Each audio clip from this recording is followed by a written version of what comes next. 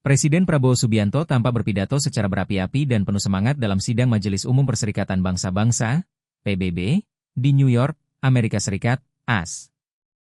Bahkan, terdapat 8 momen Prabowo terpantau sampai menghentakkan tangannya ke meja mimbar. Berikut rangkuman momennya. Pertama, hentakan meja pertama Prabowo terjadi ketika dirinya berbicara mengenai Indonesia yang pernah merasakan pahitnya penjajahan.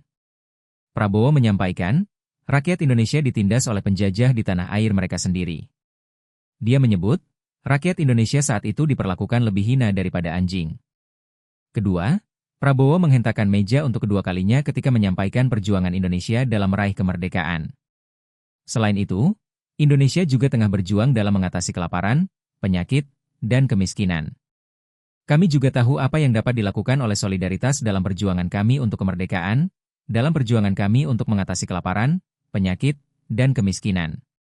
Perserikatan Bangsa-Bangsa berdiri bersama Indonesia dan memberi kami bantuan penting, tutur dia. Ketiga, hentakan meja selanjutnya terjadi ketika Prabowo memamerkan Indonesia sebagai salah satu penyumbang terbesar pasukan penjaga perdamaian Perserikatan Bangsa-Bangsa.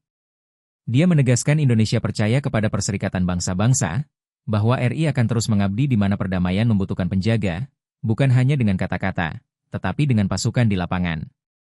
Keempat, Prabowo menghentakkan meja keempat kalinya ketika menekankan tujuannya sebagai pemimpin Indonesia. Prabowo mengaku akan mengeluarkan rakyat Indonesia dari jurang kemiskinan. Kelima, selanjutnya, Prabowo menghentakkan meja ketika melihat banyak negara yang mulai mengakui Palestina. Dia menyebut, Indonesia sangat berbesar hati dengan peristiwa tersebut, di mana negara-negara terkemuka di dunia telah memilih untuk berpihak pada sejarah. Keenam, hentakan meja ke-6 datang ketika Prabowo mengakui bahwa sebuah negara mungkin lemah jika bertindak secara individu.